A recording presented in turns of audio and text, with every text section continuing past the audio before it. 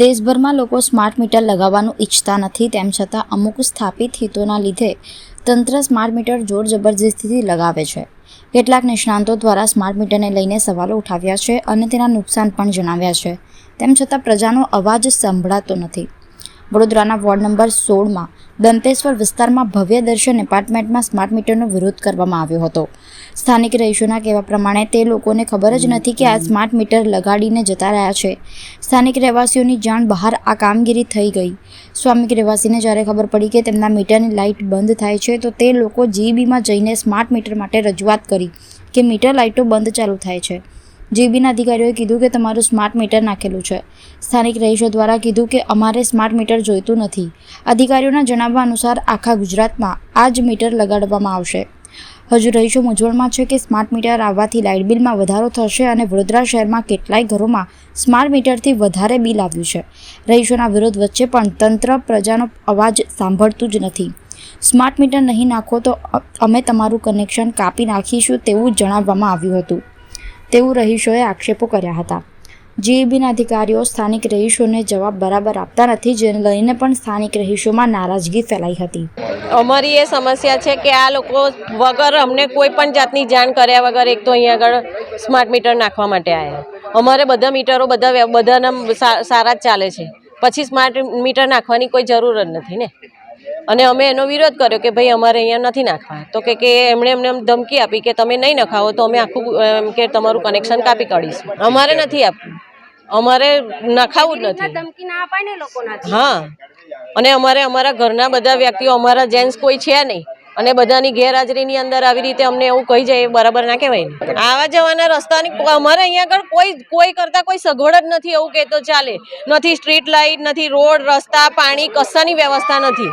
Election આવી રહ્યું છે તો અમે તો કોઈ વોટ જ નથી આપવાના, બહિષ્કાર કરવાના જ છે। અમે આખી સોસાયટી વાળાએ બધાએ નિર્ણય જ કર્યો છે કે આ વખતે કોઈએ વોટ આપવાનો નહીં।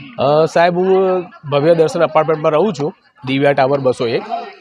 હવે લાસ્ટ 7 મહિના કે 6 મહિના પહેલાં, આમ તો વર્ષ જેવું લાગે છે મને, હું સેકન્ડ શિફ્ટમાં નોકરી ગયો હતો અને એ ટાઈમે મારું સ્માર્ટ મીટર એ લોકો નાખીને ગયા હતા। એ મને એનો કશો ખ્યાલ જ નહીં મને। જ્યારે બીજે દિવસે હું ઘરે આવ્યો એટલે મારી ડિસ્પ્લે દેખાતી નથી મારી। જ્યારે બીજે દિવસે ઘરે આવ્યો ત્યારે મેં જોયું તો ડિસ્પ્લે ચાલુ થઈ અને પછી મને તો ખ્યાલ નહીં કે આ સ્માર્ટ મીટર છે કે કયું મીટર છે, પણ મારા ટાવરના લોકોથી ખબર પડી કે આ સ્માર્ટ મીટર લાગ્યું છે। એટલે હું જીબીમાં ગયો અને જીબીમાં જઈને મેં આની રજૂઆત કરી હતી મેં કે સ્માર્ટ મીટર મારે નહીં જોતું, મારે પેલું સાદું મીટર મને નાખી આપો। પણ એમને મને કીધું કે બધાને હવે આખા ઓલ ગુજરાતમાં આપણે આ જ નાખવાનું થશે। કે બીજી વસ્તુ કે મેં કહું આમાં પ્રીપેડ સિસ્ટમ છે તો એ પણ મને પોસાય નહીં, કે મને નહીં ગમે, કે વધારે બિલ આવે છે, આપણે જોયું હતું મીડિયામાં, તો એનો પણ મેં વિરોધ કર્યો તે ટાઈમે અને ત્યારે પણ એ કોઈ કશું ગણકાર્યું નહીં। બીજી વસ્તુ કે મને ખબર થઈ સુધી 6 મહિને મારું બિલ આવ્યું હતું અને 6 મહિના પછી મારું બિલ આવ્યું અને એ ટાઈમ પર મને એવું હતું કે એક સાથે મોટું બિલ આવશે તો હું ભરી નહીં શકું। એટલા પછી હું ત્યાં જીબીમાં ફરી ગયો હતો અને એમને મેં વાત કરી હતી કે હું આવી રીતના અડધું પેમેન્ટ કરું તો ચાલશે?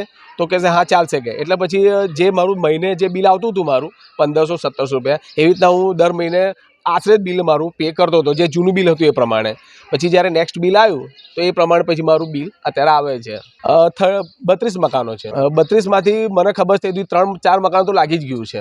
હવે એ આમાં કેવું છે સાહેબ કે સ્ટાર્ટિંગમાં એ લોકો ડિસ્પ્લે એની બંધ થઈ જાય છે, બ્લેન્ક થઈ જાય છે ડિસ્પ્લે, અને એના પછી આ લોકો આવે છે અને સ્માર્ટ મીટર નાખીને જતા રહે છે। તમે જ્યારે સ્માર્ટ મીટર લાગ્યું ત્યારે ઘરે કોણ હતું?